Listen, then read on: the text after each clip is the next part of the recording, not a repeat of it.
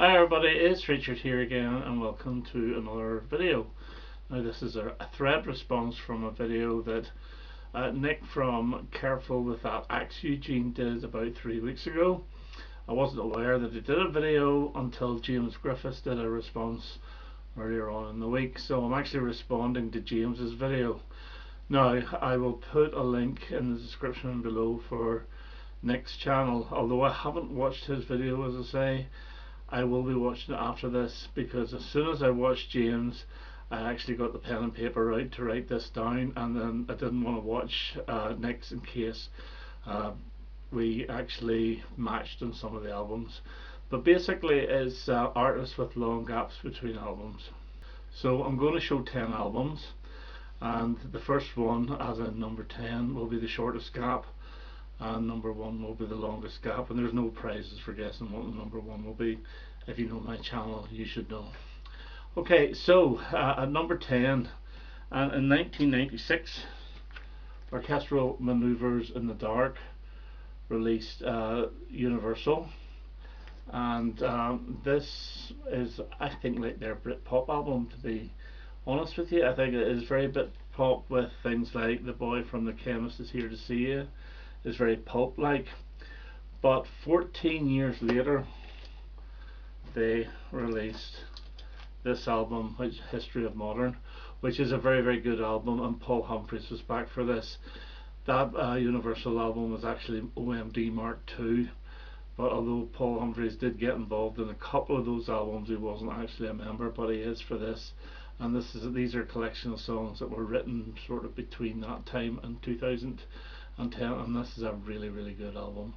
So that's 14 years. And at number 9 we have 15 years, and this album here by the Bangles was released in 1988, and this is Everything.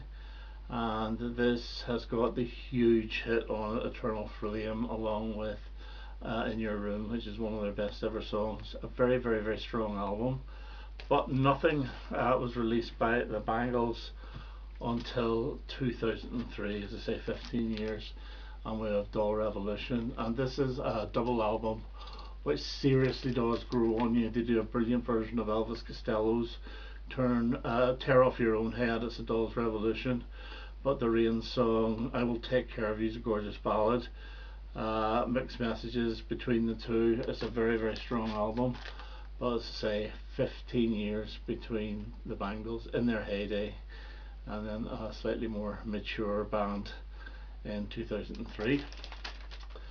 Okay, number 8, and we have in 1987, this is 17 years, Agnetha Fältskog released I Stand Alone, and this is the last we heard of her, as I say, for 17 years.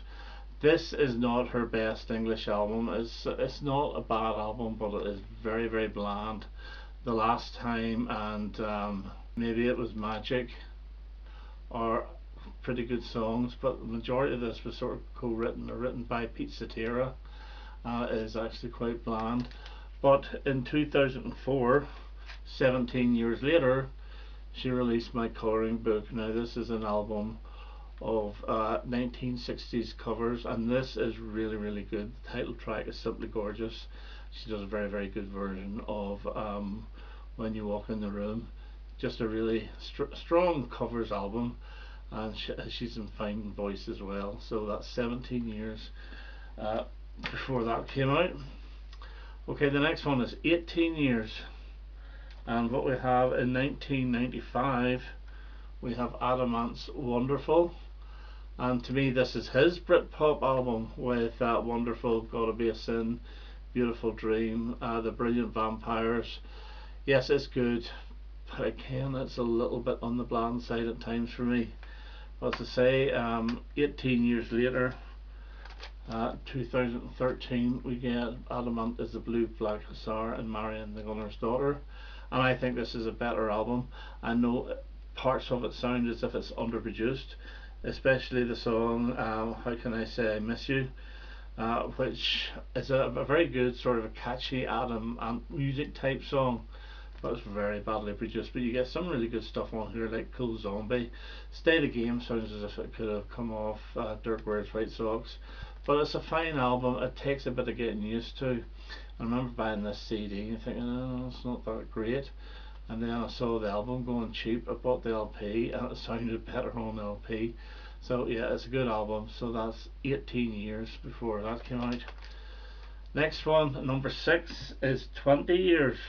And we have from 1983 and the Undertones, The Sin of Pride.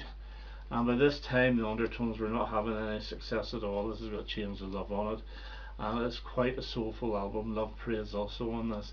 It's not a bad album, but it's absolutely nothing special at all, and they sort of disappeared after this.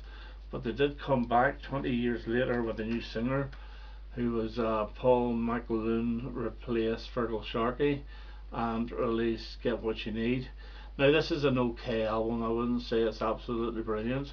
It is more the sort of guitar, bass and drums rock type music, or pop rock type music, with a little edge towards the punk, but it's okay. It does have the brilliant single Thrill Me on it though, but apart from that it's fine, but it's nothing special.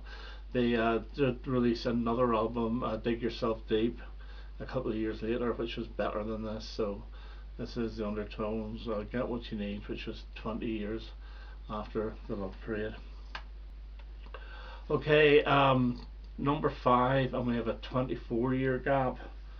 And in 1982 we have The Who, It's Hard, and yeah, it's okay, but it's nothing fantastic at all. It's got Athena on it, Eminence Front, which everybody thinks is brilliant. I don't think it's that great at all, but there's a couple of decent songs, but it's the worst of that first batch for me. And as I say, 24 years later they released this album here, Endless Wire, which I never liked at all at the start.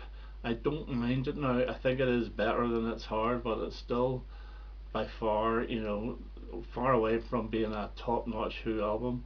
But it's okay. You get the little sweet sort of opera bit, the wire and glass opera, and it's alright, but nothing special at all. I think the one they did after this is better, but that's not saying much. So Endless Wire was 24 years after It's Hard.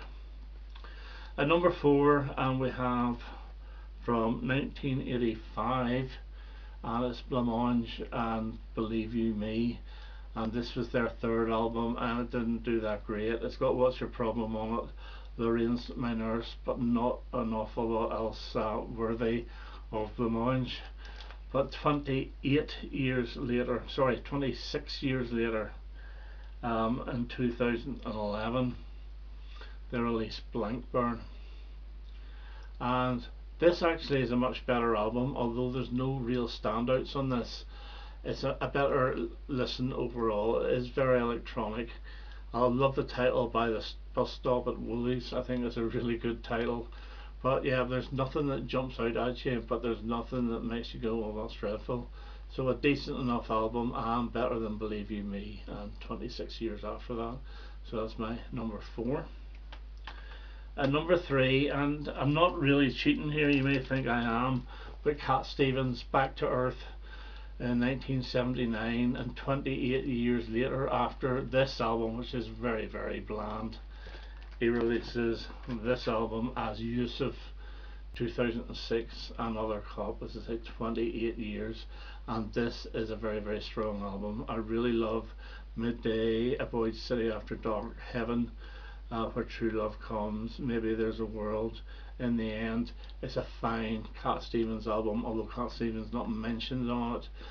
His later albums after this have Yusuf stroke Cat Stevens, or formerly known as Cat Stevens, but basically it's Cat Stevens, 28 years after Back to Earth, which was very bland.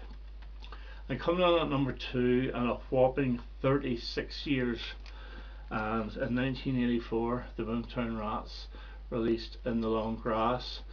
Not a brilliant album, although in saying that, the singles are actually quite good. A Hold of Me, Drag Me Down, Dave and Tonight, I think, are decent enough Boomtown Rats songs, but generally not a brilliant album. In fact, those 6 albums of the Boomtown Rats, the first 3 are great.